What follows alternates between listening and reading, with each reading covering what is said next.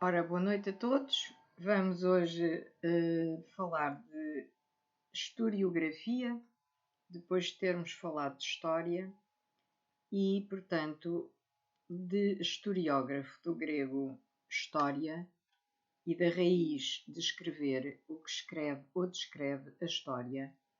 É uma palavra polissémica e designa não apenas o registro histórico ou escrito da história, a memória estabelecida pela própria humanidade através da escrita do seu próprio passado, mas também a ciência da história.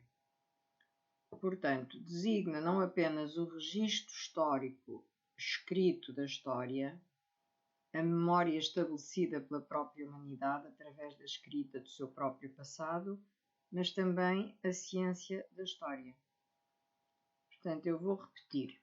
Historiografia, de historiógrafo, do grego história, da raiz de escrever, o que escreve ou descreve a história, é uma palavra polissémica e designa não apenas o registro escrito da história, a memória estabelecida pela própria humanidade através da escrita do seu próprio passado, mas também a ciência da história.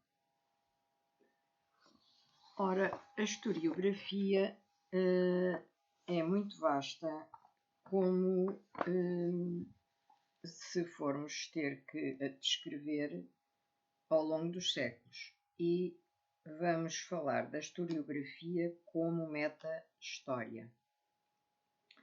Se a história é uma ciência cujo objeto é o homem no tempo, tem que submeter-se, como toda a ciência, ao método científico.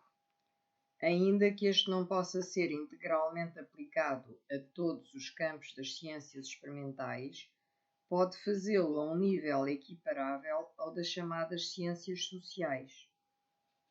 Um terceiro conceito, confluente no momento de definir-se a história como fonte de conhecimento, é a chamada teoria da história, também denominada como historiologia, termo cunhado por José Ortega y Gasset, cujo papel é o de estudar a estrutura, leis e condições da realidade histórica.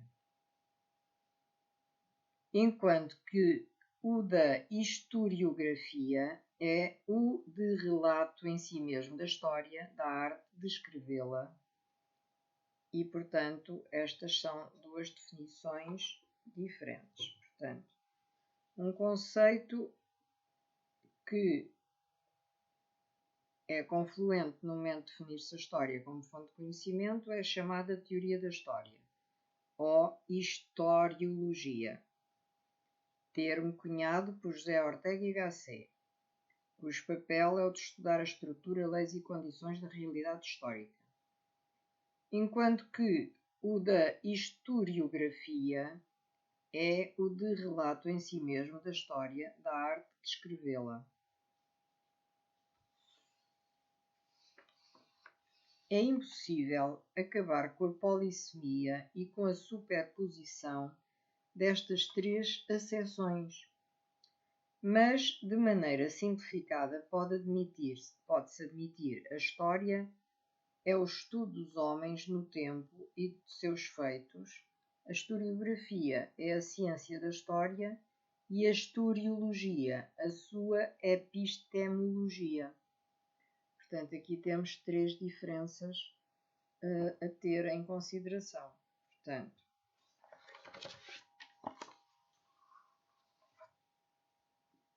é, impossível acabar com a polissemia e com a superposição destas três acessões, mas, de maneira simplificada, pode-se admitir a história como o estudo dos homens no tempo e seus feitos, a historiografia como a ciência da história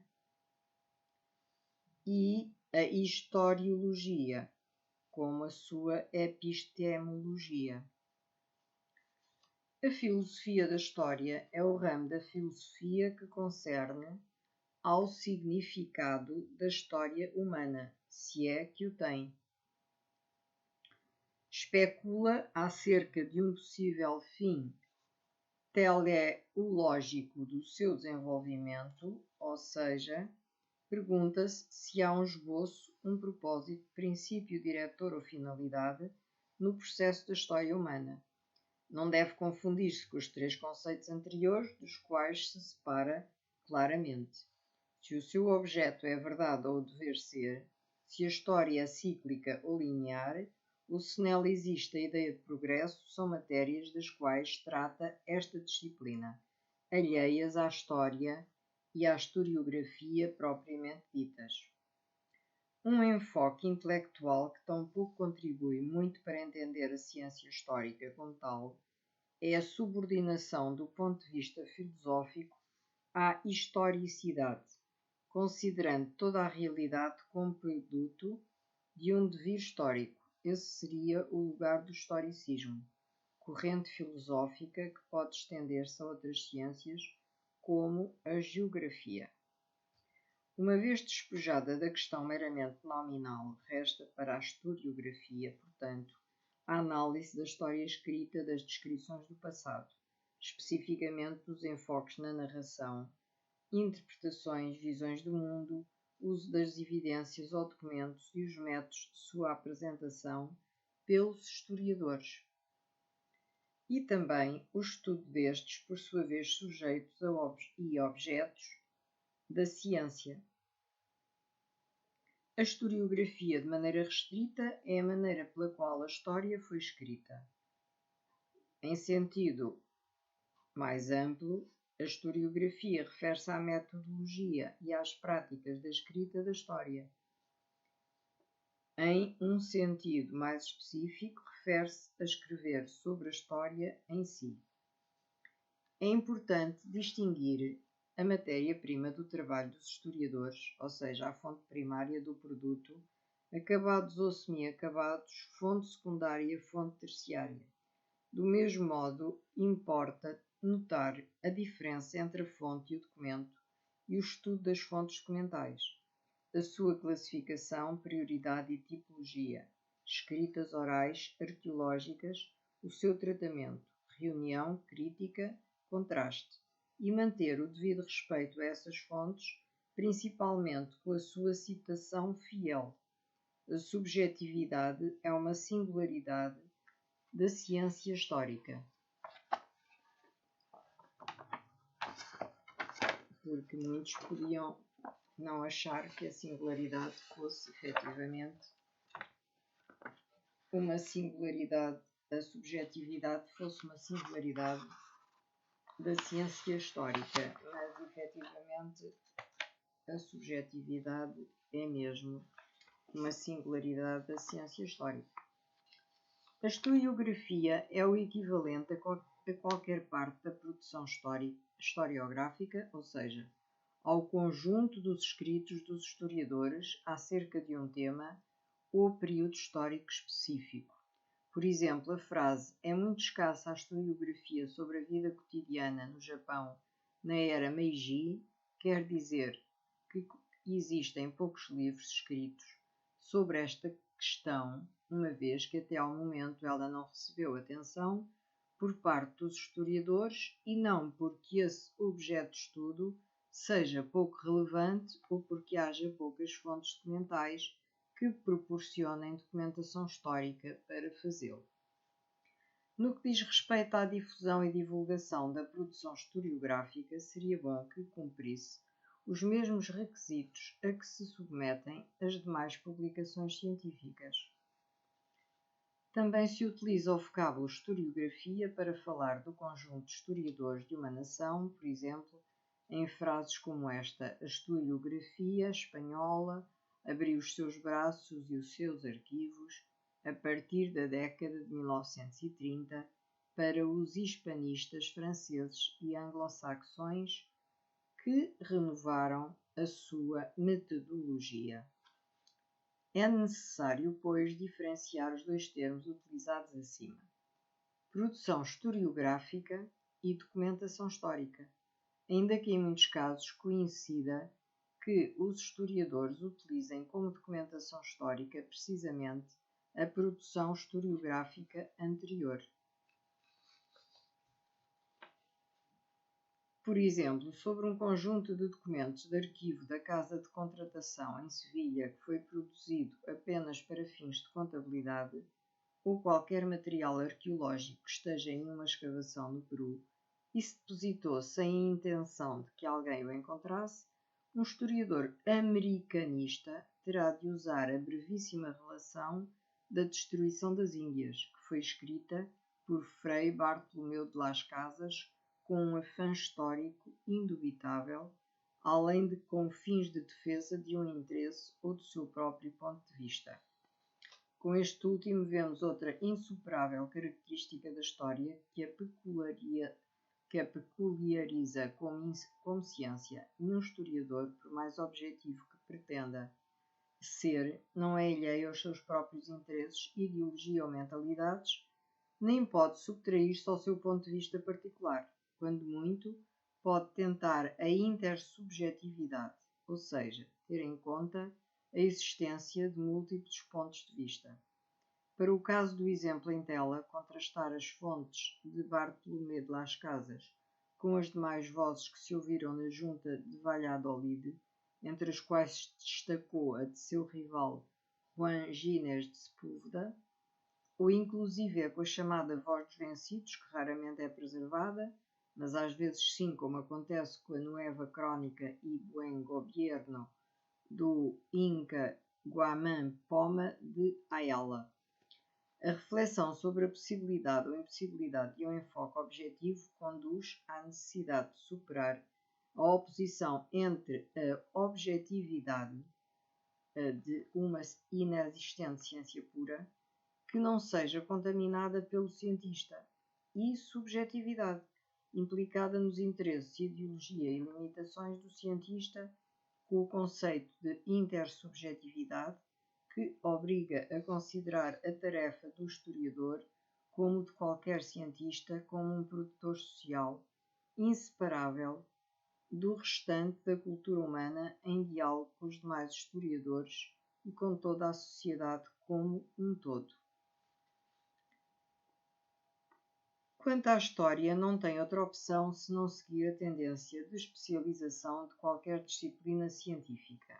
O conhecimento de toda a realidade é epistemologicamente impossível, ainda que o esforço de conhecimento transversal humanístico de todas as partes da história seja exigível a quem verdadeiramente queira ter uma visão correta do passado. A história, portanto, deve segmentar-se não apenas porque a perspectiva do historiador esteja contaminada com subjetividade e ideologia, mas porque ele deve optar necessariamente por um ponto de vista, do mesmo modo que um cientista, se quiser observar o seu objeto, deve optar por usar um telescópio ou um microscópio.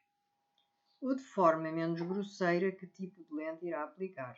Com o ponto de vista, determina-se a seleção da parte da realidade histórica que se toma como objeto e que, sem dúvida, dará tanto a informação sobre o objeto estudado como sobre as motivações de um historiador que o estuda.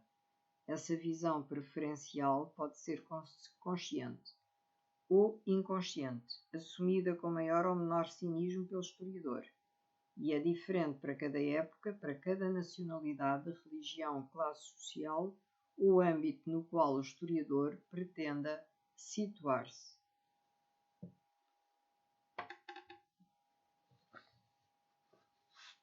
A inevitável perda que supõe a segmentação compensa-se pela confiança em que outros historiadores farão outras seleções, sempre parciais, que devem complementar-se. A pretensão de conseguir uma perspectiva holística, como pretende a história total ou a história das civilizações, não substitui a necessidade de todas e cada uma das perspectivas parciais, como as que se tratam a seguir. Portanto, vamos falar dos recortes temporais. Os recortes temporais vão desde as periodizações clássicas, pré-história, história, Idade Antiga, Idade Média, Idade Moderna ou Idade Contemporânea, até às histórias por séculos, reinados e outras. a periodização clássica, ver a sua justificação em divisão do tempo histórico, é discutível. Portanto, a periodização clássica é discutível tanto pela necessidade de períodos de transição e de solapamentos, como por não representar períodos coincidentes para todos os países do mundo, razão pela qual foi acusada de eurocêntrica. A escola dos análises foi uma das origens da fixação da memória dos feitos históricos em muitas culturas. Veja-se em seu verbete próprio e mais abaixo em Historiografia de Roma. As crónicas, que em seu nome já indicam a intenção do recorte temporal, são usadas como reflexo dos acontecimentos notáveis de um período, habitualmente um reinado. Veja-se no verbete próprio e mais abaixo em Historiografia da Idade Média e Historiografia em Espanha. A arcontologia seria a limitação do registro histórico à lista de nomes que ocupavam determinados cargos de importância, ordenados cronologicamente.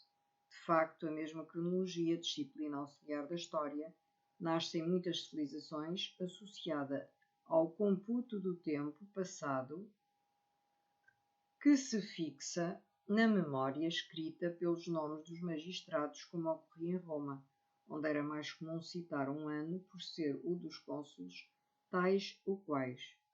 No Egito, a localização do tempo fazia-se pelos faraós e dinastias. É muito significativo que nas culturas não históricas, que não fixam mediante a escrita a memória do seu passado, é muito frequente que não se mantenha a duração concreta do tempo passado mais de uns poucos anos, que podem ser, inclusive, menos do que os que dura uma vida humana.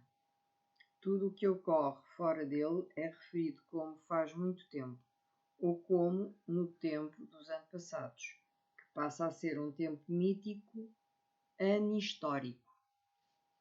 O tratamento cronológico é o mais utilizado pela maioria dos historiadores, pois é o que corresponde à narrativa convencional e o que permite ligar as causas passadas com os efeitos no presente ou no futuro. No entanto, ele é usado de várias maneiras. Por exemplo, o historiador deve sempre optar por um tratamento síncrono ou diacrónico do seu estudo dos factos, ainda que muitas vezes se façam os dois. O tratamento diacrónico estuda a evolução temporal de um facto, por exemplo, a formação da classe operária na Inglaterra ao longo dos séculos XVIII e XIX. O tratamento síncrono concentra-se nas diferenças que o facto histórico estudado tem ao mesmo tempo, mas em diferentes níveis. Por exemplo, compara a situação da classe trabalhadora na França e na Inglaterra na conjuntura da Revolução de 1848. Ambos os exemplos foram referidos a partir de Edward Palmer Thompson. Períodos ou momentos especialmente atraentes para os historiadores acabam por se converter, pela intensidade do debate e do volume de produção, em verdadeiras especialidades, tais como a história da Guerra Civil Espanhola, a história da Revolução Francesa e da Guerra da Independência dos Estados Unidos ou da Revolução Soviética, por exemplo. Também devem ser consideradas as diferentes concepções de tempo histórico que, de acordo com Fernand Braudel, vão da longa duração ao evento pontual, passando pela conjuntura. E por hoje ficaríamos por aqui e continuaríamos a falar de historiografia numa próxima live. Portanto, um resto de boa noite para todos e continuaremos este tema falando possivelmente depois dos recortes metodológicos e das fontes não escritas. E, portanto, acabamos com os recortes temporais. Boa noite, muito obrigada por me ouvirem e um excelente jantar para todos e até à próxima live. Boa noite.